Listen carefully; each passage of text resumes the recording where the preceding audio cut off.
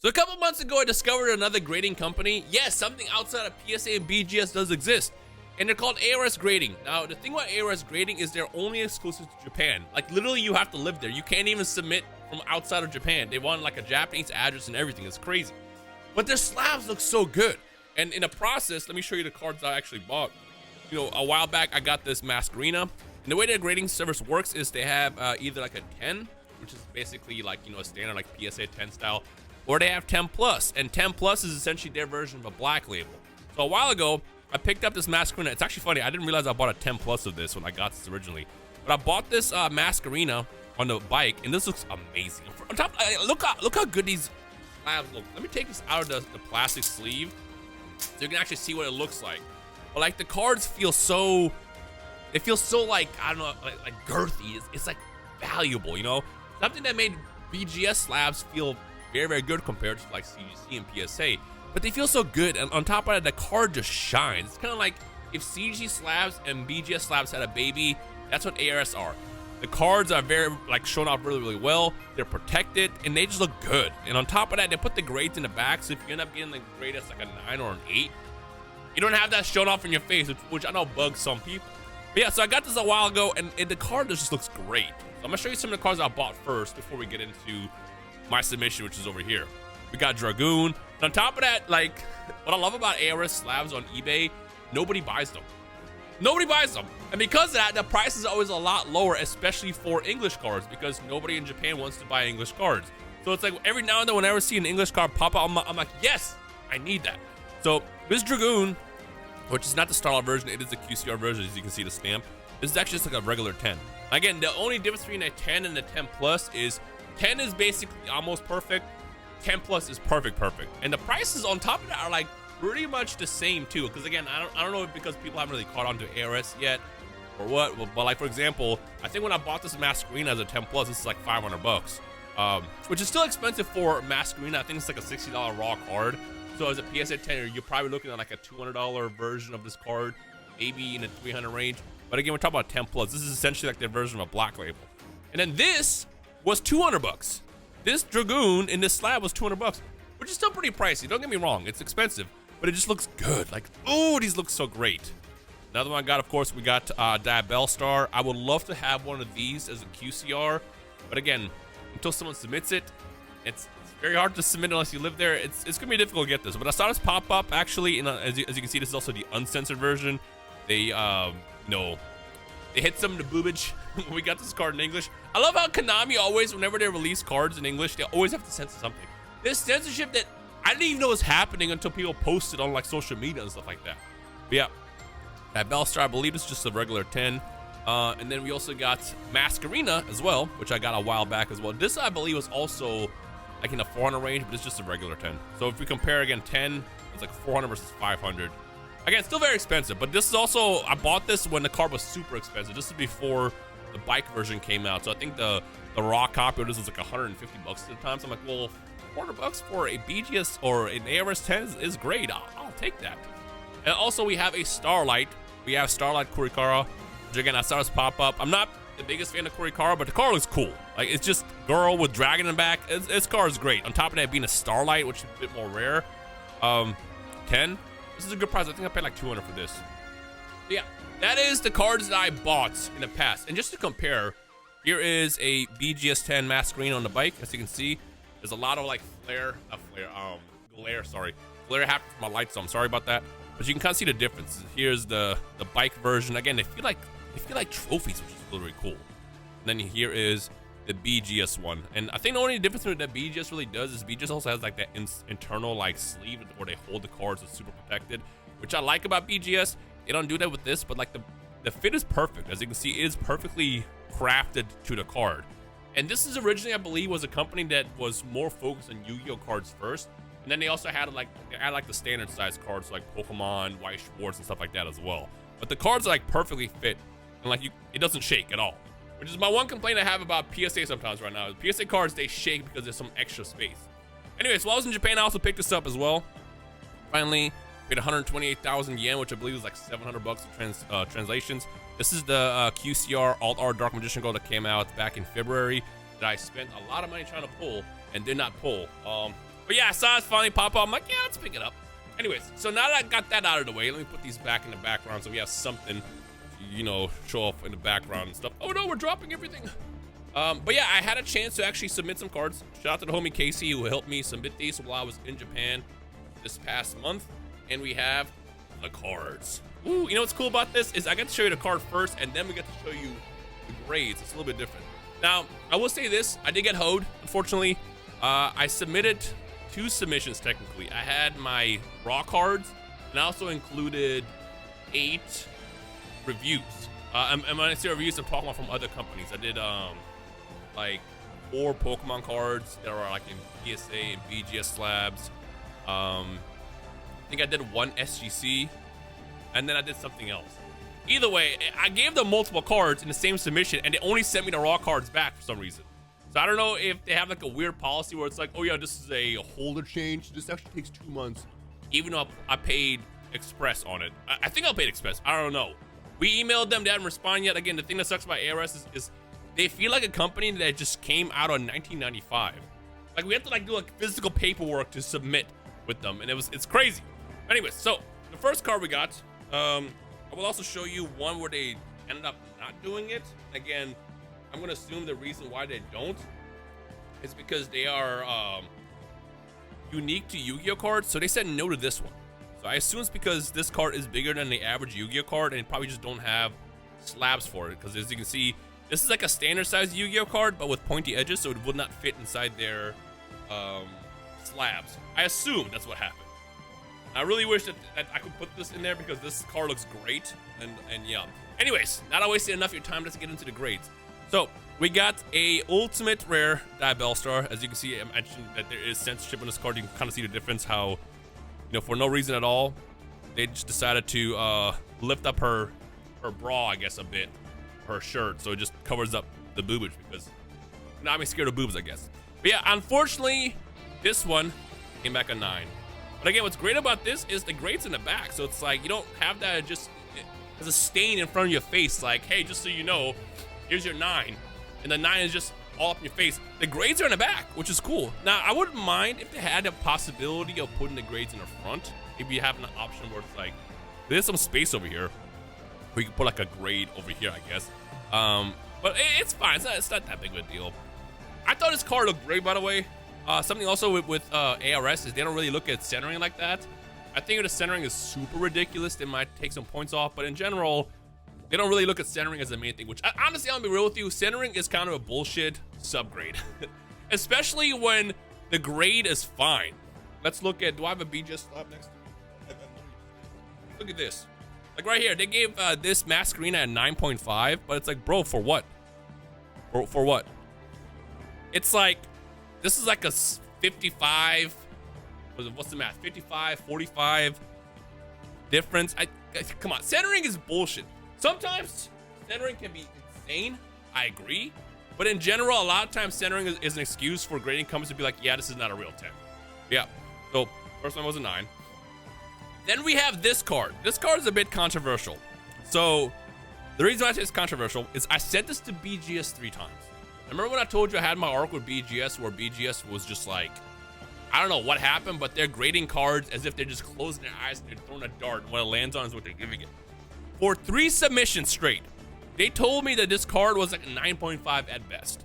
This is the best looking almost said Masquerena. Best looking Appaloosa I've ever seen in my entire life. So every time they were like, yeah, it's a 9.5 at best, I didn't believe it. Bro, this got a 10 plus. This got a 10 plus. And I want you guys to understand, Japanese grading companies are a bit more intense when it comes down to grading cards. They are way more passionate over there. I don't know how to explain it. If you've been in Japan and you went card shopping, you know when you ask for cards, they're bringing it out to you on like a clothed like tablet or whatever, and they give you like one of those like, you know, loops. Is that what they're called? So you can like fully look at them, they shine the lights. They treat cards like absolute royalty.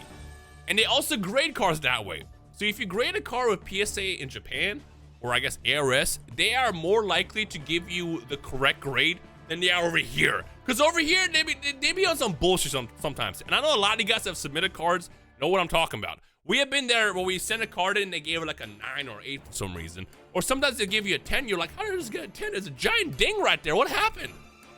What are we talking about? So I find it funny that BGS said no to this card 3 times. And on my first submission with ARS, they're like, yeah, this is a 10 plus. And like I said, this looks fantastic.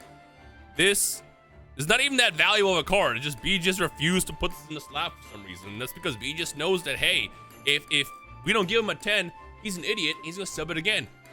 And they're right. They're absolutely right. Speaking of BGS gave this card originally, I believe, a 9. So what I did is I sent them like 5 of these, and I put minimum grade 10. And whatever they weren't going to grade, I was just going to send to like another grading company. And they passed one, actually, which is over here. They gave this one a 10. This one, along with the other 4, they were like, nah, this is not good enough. I don't know, man. I don't know. But I will say this is the one that I submitted that on the notes, all they said was centering. Which, again, centering is a bullshit subgrade sometimes. So they said the centering wasn't good enough for it to be a regular 10. Anyways, we can kind of compare it, actually, which is nice. So you can see like the difference between the BGS version of it. And again, not to knock BGS, I think they still have some of the best slabs here in the States compared to anybody else because they feel so, like, you know, rough, tough. Like, you know, they feel expensive, if that makes sense. But these feel a lot better. If you ever held an ARS slab, they just feel so good. And again, what I like about them is the card just really stands out. I mean, I have the sleeve over right now, which I might take out, so it's kind of like reflective. But like, if you look at a card, if you even actually, what did I put? Right here. You can see, like, it just looks so good. I like how I said it's reflective because of the case, or the sleeve, and it's still kind of reflective. That's because my lights are right there. You know, that's why. That's why. I'll put you right here for now. Anyways, back to the grades. But yeah, so this one obviously came back at 10, which is I'm excited about. This is a very, very cool card, and I feel like anything Dark Magician Girl is always gonna age really, really well if you're a fan of the classic cards. This one is interesting. So this is the limited edition sweepstake Black Closet Soldier that you received for paying $400 for the stainless steel Egyptian God cards. So I got those graded finally a couple months ago, and they came back as 10s. I mean, the stainless cards, so obviously they're gonna be 10s. But they gave everybody who bought that one of these. I think originally it was supposed to be like a sweepstakes thing where if you bought those, you got a chance to win these. But I guess those cards weren't that popular because the Yu-Gi-Oh community ran the stainless steel stuff into the ground. And to be honest, it was expensive. $400 for just 3 cards is wild. To compare it, it was $400 for the Kaiba case, which came with the suitcase, 3 blue eyes, a QCR blue eyes, and then like the Kaiba deck, which is cool. That was $400. I think that one makes sense. But $400 for 3 stainless Egyptian God cards was insane. But honestly, if you bought it, this is the real price. And check this out. Ready for this? Boom, 10. Now, PSA kept giving this a 9. And I'll be real with you, these were not the best condition just because the corners, I guess they were shipped from Japan to the US to be shipped out to us if you ended up getting one of these. They were just basically in like an open box. So a lot of these were not in the best shape. But like, the copy I got was like on the borderline of like, this should be a 10. But I understand why they wouldn't give it to a 10. And the 5 10s that exist in PSA, I've seen all of them. They all have the same thing that I had. Whereas basically like the corner is not like completely perfect, as you can see. It's like a bit of like whitening around it, but it's from just the damage from shipping. But it wasn't like, you know, it wasn't like 9 worthy. So this is what I like about them is they have like the 10 and the 10 plus system, which PSA doesn't have, and they end up giving this a 10. So I remember just cracking the PSA 9 out and just sent them directly that way as a raw card, and they finally gave it the grade that it deserves. And I believe this is a pop 2. What's cool about this is you can scan these and then see what the pop report is. Oh, on top of that, I should have showed you just like 10 minutes ago, but they also gave you these little certificates for the cards, which is kind of dope. It's optional. Either you can choose that you get this or you don't. I don't see why you will ever want to say no, but it's dope that you get like a little certificate for the cards as well. Yeah. Anyways, 10 on this. I'm very excited about that. I'll put that in the background over there. Then we got Blue Eyes. Now this one I knew was going to get a 9. And honestly, I probably could have given him a better one, but I didn't really care that much. I just want to see what happens. I believe this one just had like a super visible thing. Yeah, like right here in the corner, as you can see. Camera shaking. There we go. Up. You can kind of see what I'm talking about. Yeah, it's more visible. But honestly, I think I just whiffed. I should have sent him a better one because I have several of these, and it would be nice to have this as the 10 as well to go along with Dark Magician Girl from the same tin, but yeah. Ooh, this one I'm excited about. So I actually own a CGC 10 of this, and this is when CGC was actually good at grading cards. Yes, I'm knocking them right now.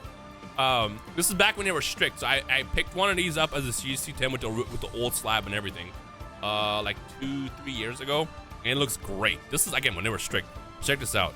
Woo! This is actually what I pulled from the box that Ruxin sent me for his video that we did on his channel.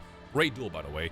But yeah, I was like, I don't want to send this to PSA because PSA is just gonna give it a 9. They always give stuff that says Blue Eyes or Dark Magician Girl a 9 by default. It's like they refuse to give 10 sometimes.